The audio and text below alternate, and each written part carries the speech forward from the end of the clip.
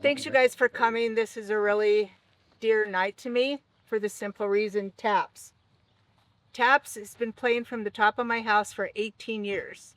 And the story of taps happened when one of our first residents, Peggy Phil, came, and they had left the park, and she said, Kathy, look at this. And there is a man in Washington State that goes out and blows taps every night. And the reason he did that is because he wanted to go to World War II and he couldn't. He had polio.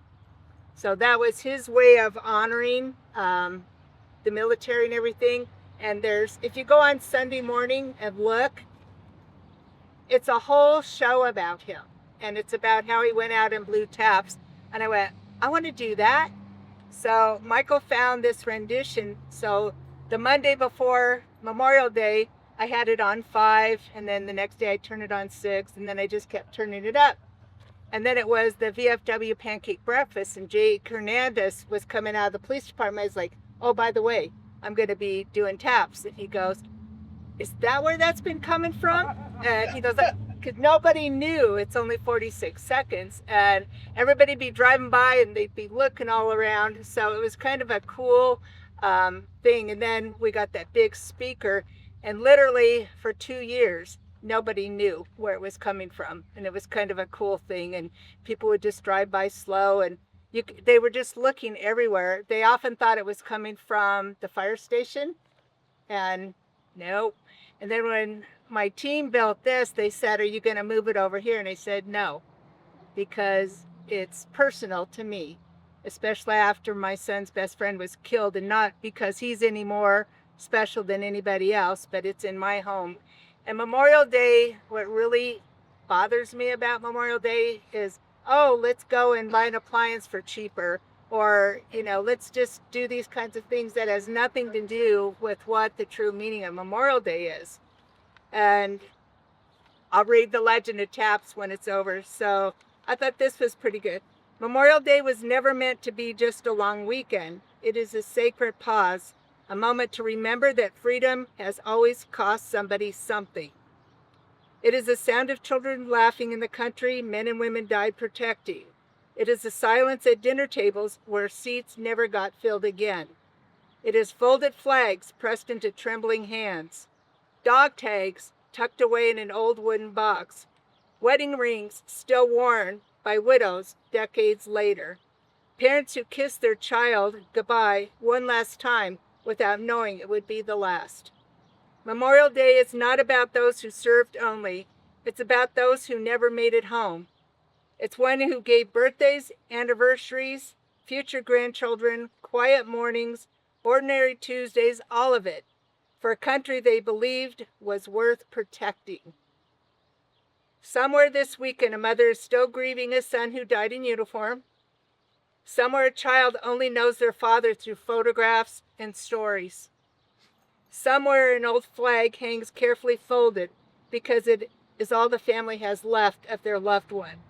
And yet, here we are, living this very life they fought for. Together, to have freedom, to worship, to raise our children in peace, to laugh loudly on porches under an American sky, to argue, dream, build businesses, fall in love, live ordinary lives without fear. These ordinary moments we so easily rush through are paid for extraordinary sacrifices. So yes, enjoy your sunshine, hold your babies close, laugh around the girl, watch the fireworks, and remember what Memorial Day is. It's about who died for our country. And we have to acknowledge that. And we just learned something at the Colorado Stone Quarry. All of the tombs at Arlington are cut from this quarry from marble, which we just found out. My team, we went there. They just gave me 5 pallets of marble. 5. That were seconds that weren't, because the headstones, they can't have any kind of grain or anything in there. So they just donated it to us. And as we're talking, Bill and Scotty and Steve were walking with Giuseppe, and this other guy, Marco, was talking. And I said, you guys have changed my foundation. And Marco goes, "It's the least we can do." He said, "My grandfather fought in Carrara, Italy with the Buffalo Soldiers, and it saved our town." These two men are from there, and they are so dedicated to what we're doing. So I'm so grateful. And look what we built in not even a year's time. Yes. Yep. These two men and Steve, that's not here, 122 days. Paul Dill made all of these silhouettes. It's just, this is a dream that I never even thought would even happen. Never even thought. And you manifest it, you dream it, and guess what? It happens. It happens. So, do we have time to read The Legend of Taps? Is it going to go off? At 3 minutes by Okay. my clock. I think I got time. Reportedly in 1862, during the Civil War, Union Army Captain Robert Ely and his men were near the Harrison Landing in Virginia. The Confederate Army was on the other side of the narrow strip of land. One night, Captain Ely heard moans of a wounded soldier out in the dark. Without knowing whether the soldier was Union or Confederate, Captain Ely risked his own life to save him. Crawling on his stomach to avoid gunfire, the captain reached the soldier and began pulling him to safety and medical attention. When he finally reached his own lines, the captain discovered the soldier was a Confederate and that he had died during the rescue. The captain lit a lantern and suddenly caught his breath. In the dim light, he was so shocked to see the face of his son. The boy had been studying music when the war broke out. Without his father's knowledge, he enlisted in the Confederate Army. Broken-hearted, Captain Ely requested a full military burial with accompaniment from the Army band. Due to his son's enemy status, the captain was granted only a partial ceremony. However, out of respect, the captain, his superiors permitted one band member to play.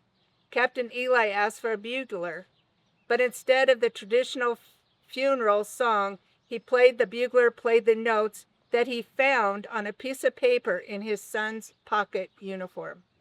The haunting melody that rose across soon began to be played at military funerals. We know the melody is Taps. 18 years have been playing from my house. So it's a pretty darn cool thing. And it's been written.